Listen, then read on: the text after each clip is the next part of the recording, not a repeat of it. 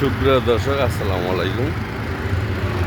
আপনারা দেখতে পাচ্ছেন আমি এই মুহূর্তে মা সূচনা ফিলিং স্টেশন ডাগাডাঙ্গাল রোডের খুদ্দামপুর বাইপাস পুরোটার পাশে যে খুদ্দামপুর বাইপাস সেই পাম্পে।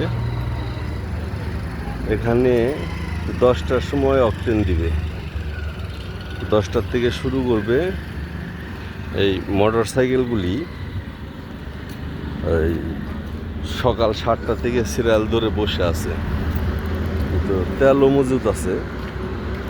কিন্তু কার অর্ডার যেন আছে যে 10টার আগে তেল দেওয়া যাবে না, কিন্তু 10টার আগে তেল দিব না। এই যে এই লোকগুলি তেলের আশায় লাইন দিয়ে বসে আছে। তো আমি যেটা বুঝাইতে চাচ্ছি যে এই যে 10টার সময় তেল দিবে, এই লোকগুলা ঘন্টার পর ঘন্টা বসে আছে। এখন পর্যন্ত আমার জানা মতে 3 ঘন্টা যাবৎ বসে আছে। তো এই যে 3 ঘন্টা যাবৎ যে বসে আছে, এই 3 ঘন্টায় এই লোকগুলা কত কাজ আছে। এরা এই 3 ঘন্টায় এই লোকগুলা বিভিন্ন জায়গায় কাজ করতো, সেই কাজগুলি করতে পারতেছে না। তাহলে এই দেশ কেমন উন্নতি করবেন? ঘন্টার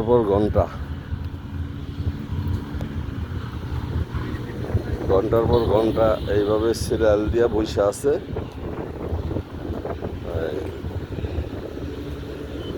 কোনোভাবেই আর সমাধান হচ্ছে না।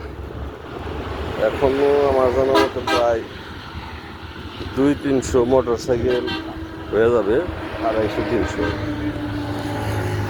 এত দূর হাঁটতেও ভালো লাগতেছে না।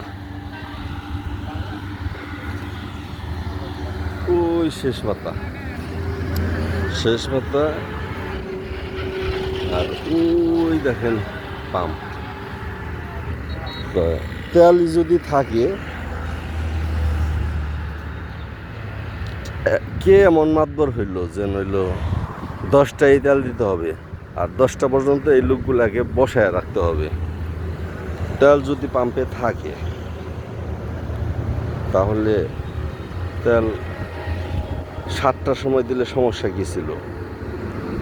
আজকে আবার এসএসসি পরীক্ষা, বহু ছাত্রছাত্রী ঝুঁকি নিয়ে সিএনজি করে যাওয়া লাগছে, অটোতে যাইতে হয়েছে, বাসে যাইতে হয়েছে এই মোটর সাইকেলের তেলের কারণে। আমরা তেলের সিরিয়াল দেওয়া বসে আছি, আর এসএসসি পরীক্ষার্থীর পরীক্ষা হলে যাইতে হবে। তাহলে এই জায়গায় আমার একটা প্রশ্ন যে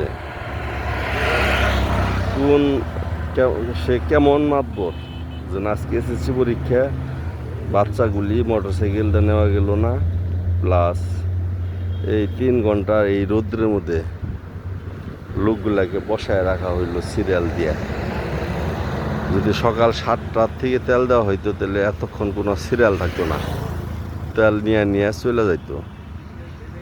তো 6টার থেকে, আমার মনে হয় 6টার থেকে যদি তেল দেওয়া শুরু করতো তাহলে অবশ্যই এই সিরিয়ালগুলি পড়ে না।